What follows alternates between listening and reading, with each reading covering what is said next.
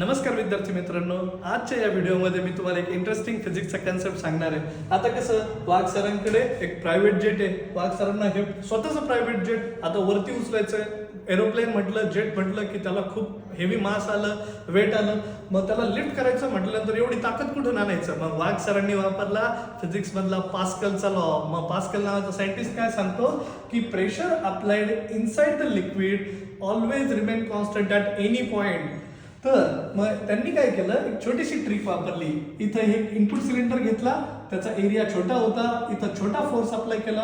पण इथं जो आउटपुट सिलेंडर घेतला त्याचा एरिया खूप लार्ज घेतला, मोठा घेतला, आणि त्याच्यावर जो पॅनल ठेवला फ्लॅट, तो पण पॅनल एरियाच्याच तुलनेचा होता. मग घडलं काय, इथून जो स्मॉल फोर्स त्यांनी अप्लाय केला त्याच्यामुळे इथं ह्या फ्लुइड मध्ये क्रिएट झाला प्रेशर, आणि तोच प्रेशर सगळीकडे इक्वली डिस्ट्रीब्यूट झाला.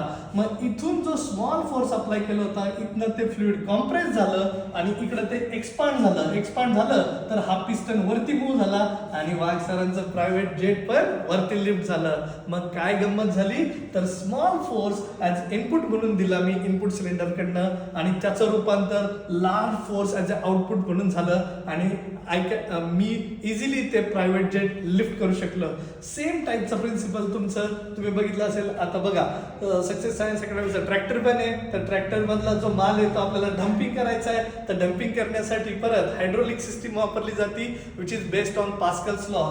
Again this system also used in hydraulic braking system, जी 4 व्हीलर मध्ये वापरली जाते, 2 व्हीलर मध्ये वापरली जाते. आणि हे लिफ्टिंग मेकॅनिझम जे की मी आता एक्सप्लेन केलं. तर बच्चा पार्टी, कसा वाटला आजचा व्हिडिओ? नक्कीच आवडला असेल. थँक्यू.